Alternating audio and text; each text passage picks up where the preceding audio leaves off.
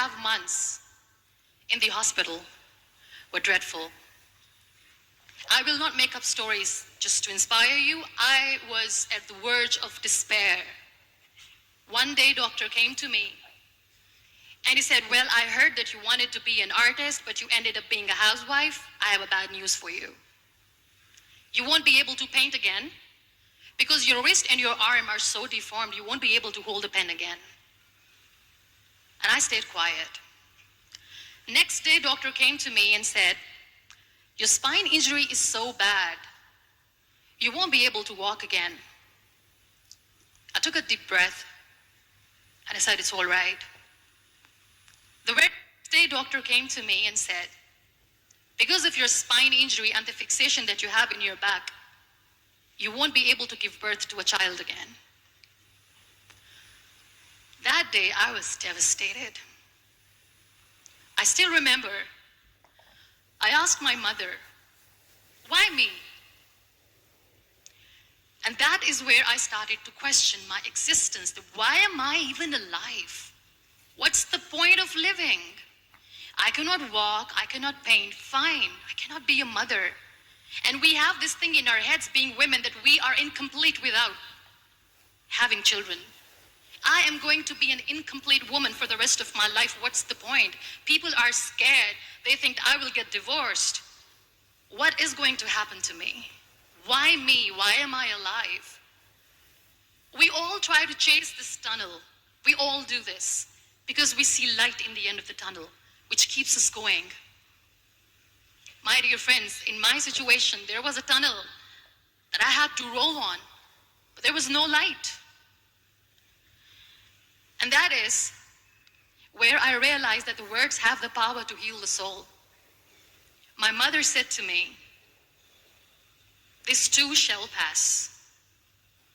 God has a greater plan for you.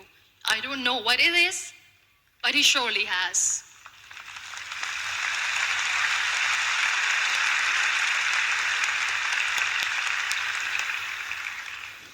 And in all that distress and grief, somehow or the other, those words were so magical that they kept me going. I was trying to put that smile on my face all the time, was hiding. It was so hard to hide the pain, which was there. But all I knew was that if I will give up, my mother and my brothers will give up too. I cannot see them crying with me. So what kept me going was, one day I asked my brothers, I know I have a deformed hand, but I'm tired of looking at these white walls in the hospital and wearing these white scrubs.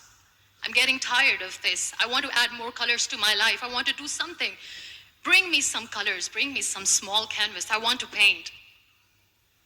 So the very first painting I made was on my deathbed, where I painted for the very first time.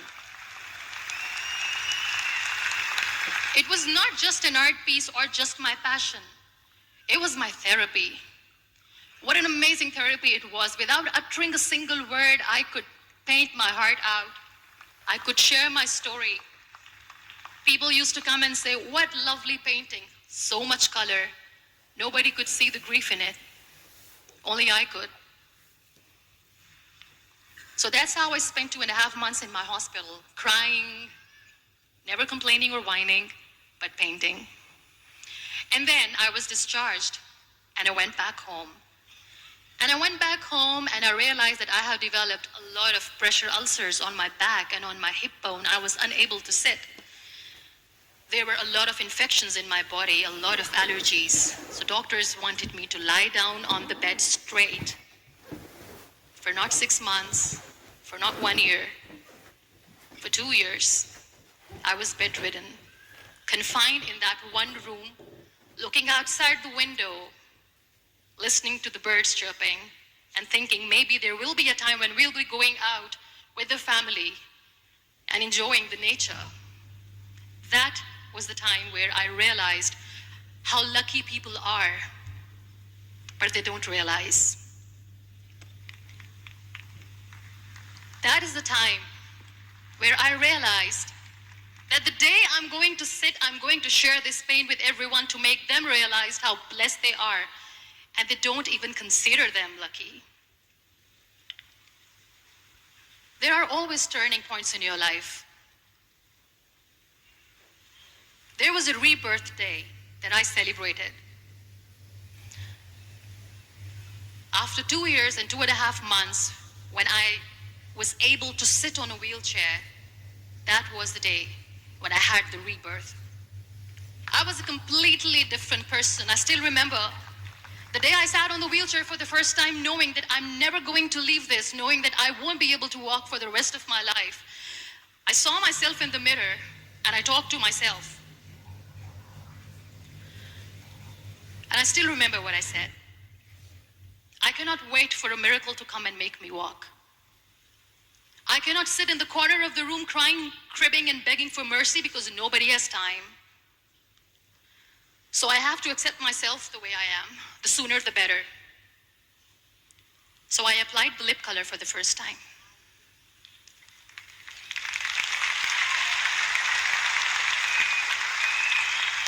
And I erased it. And I cried.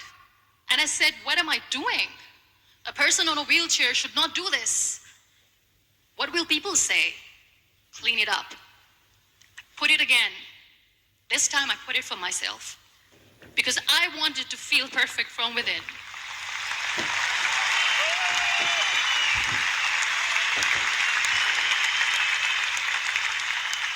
And that day I decided that I'm going to live life for myself. I am not going to be that perfect person for someone. I am just going to take this moment and I will make it perfect for myself. And you know how it all began? That day I decided that I'm going to fight my fears. We all have fears. Fear of unknown, fear of known, fear of losing people, fear of losing health, money. We want to excel in career, we want to become famous, we want to get money. We are scared all the time. So I wrote down one by one all those fears. And I decided that I'm going to overcome these fears one at a time. Do you know what was my biggest fear? Divorce. I couldn't stand this word. I was trying to cling on to this person who didn't want me anymore, but I said no. I have to make it work. But the day I decided that this is nothing but my fear, I liberated myself by setting him free.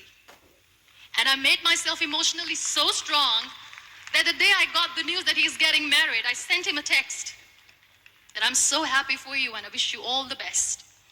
And he knows that I pray for him today.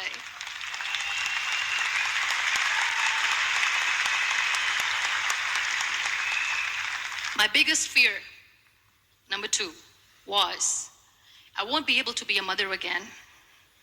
And that was quite devastating for me. But then I realized there are so many children in the world, all they want is acceptance. So there is no point of crying, just go and adopt one. And that's what I did.